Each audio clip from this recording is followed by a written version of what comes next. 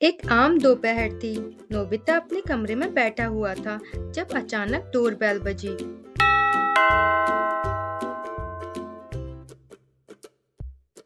अब कौन आ गया? कहीं जियान तो नहीं आ गया? नोबिता ने कहा।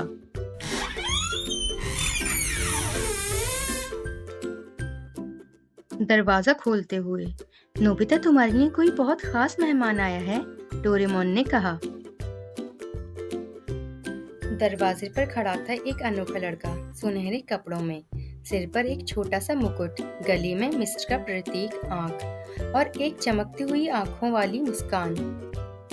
लड़का कहता है, मैं हूँ नोबिसाख, तुम्हारा कजिन। मैं मिस्र से आया हूँ। नोबिता हैरान, मेरा कजिन? पर तुम तो इजिप्शियन लगते हो। सही पहचाना, मेरी माँ इजिप्शियन है और मैं एक बेहद जरूरी वजह से यहाँ आया हूँ। मुझे तुम्हारी और डोरेमोन की मदद चाहिए।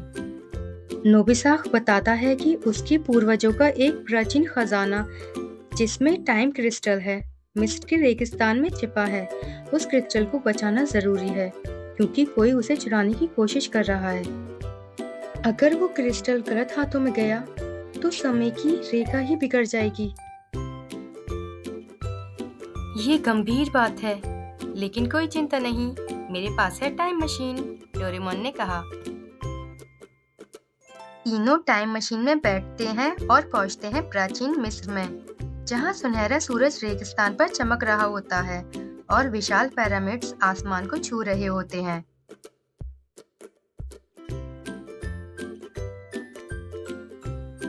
नोबिता रेगिस्तान में चलते चलते थक जाता है। नोबिता, इतनी गर्मी, मुझे टोक्यो वापस जाना है।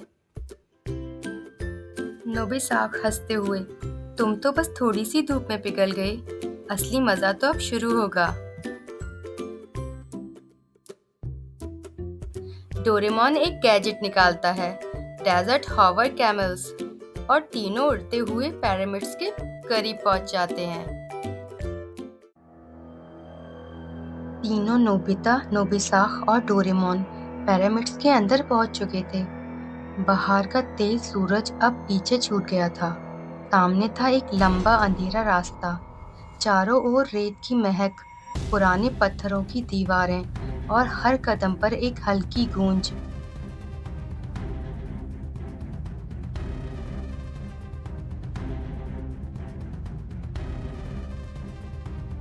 नोबिता धीरे से, ये जगह तो किसी मूवी जैसी लग रही है।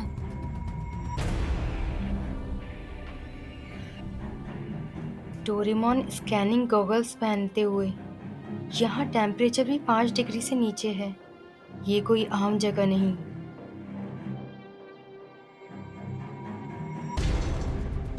नोबिसाख गंभीर होते हुए, इस पिरामिड का नाम है एसिड का, यानी राख की छाया। ये मेरे पूर्वजों की सबसे छुपी हुई जगह थी।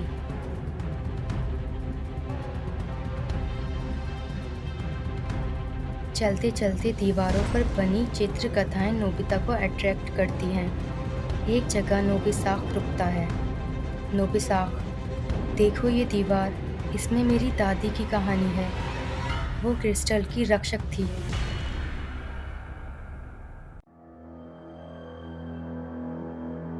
नोबिता, तुम्हारा परिवार तो किसी सुपर हीरो फैमिली जैसा है। नोबिसाख, शायद, पर हर पीढ़ी को अपना फर्ज निभाना होता है।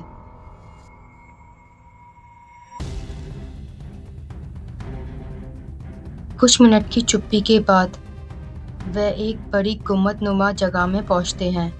दीवारों पर सूर्य देवता रा और धरती माता जेब की मूर्तियां हैं।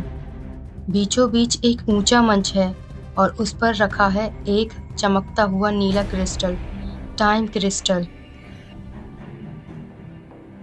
नोबिसाख इमोशनल होते हुए, बस यही है, यही मेरी यात्रा का मकसद था। नोबिता धीरे से, ये तो किसी ड्रीम जैसा लग रहा है।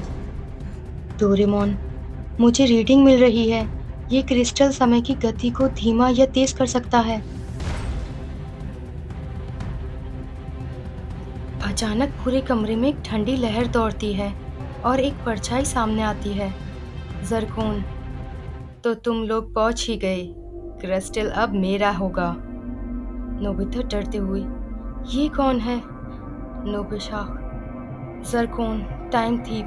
मैंने सुना था कि वो अब सिर्फ एक अफवाह है। जरकोन, मैं अफवाह नहीं, अतीत का मालिक बनने आया हूँ।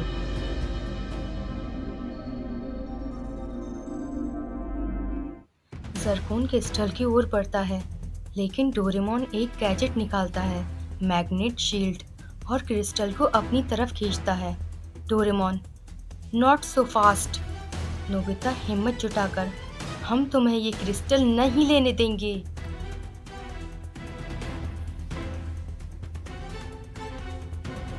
जरकोन गुस्से में आकर एक एनर्जी ब्लास्ट छोड़ता है, लेकिन नोबिसाक अपने गले का आंख पेंडेंट उठाकर चमकाता है। उससे एक डिवाइन रोशनी निकलती है।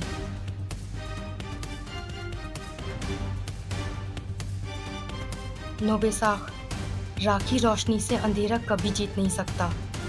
रोशनी जरकोन पर पड़ती है। वो चिल्लाता है और धीरे धीरे धुएं में बदलकर गायब हो जाता है।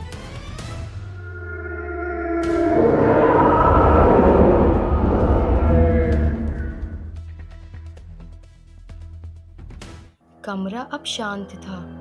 क्रिस्टल अपनी नीली रोशनी में नाच रहा था। नोबिता, हमने कर दिखाया। नोबिसाक, ये क्रिस्टल अब सुरक्षित है, लेकिन ये सिर्फ शुरुआत थी। डोरेमोन, चलो इसे वापस भविष्य के वोल्ट में रखते हैं। तीनों धीरे धीरे बाहर निकलते हैं, पिरामिड्स की विशाल छाया में से। लेकिन अब उनके दिलों में था साहस, दोस्ती और एक नया रहस्य। क्रिस्टल सुरक्षित हो गया। टाइम मशीन से तीनों टोक्यो वापस आ गए। नोबिता, नोबिसाक, तुम तो सुपर कूल निकले। नोबिसाक, तुम भी नोबिता। दिल से बहादुर होना ही असली ताकत है।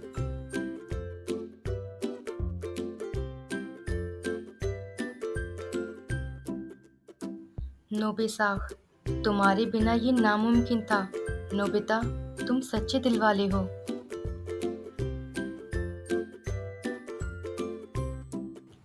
नोबिसाक मिस्र वापस चला गया, लेकिन जाते जाते कह गया, कभी जरूरत पड़ी तो फिर लौटूंगा, राखी रोशनी के साथ।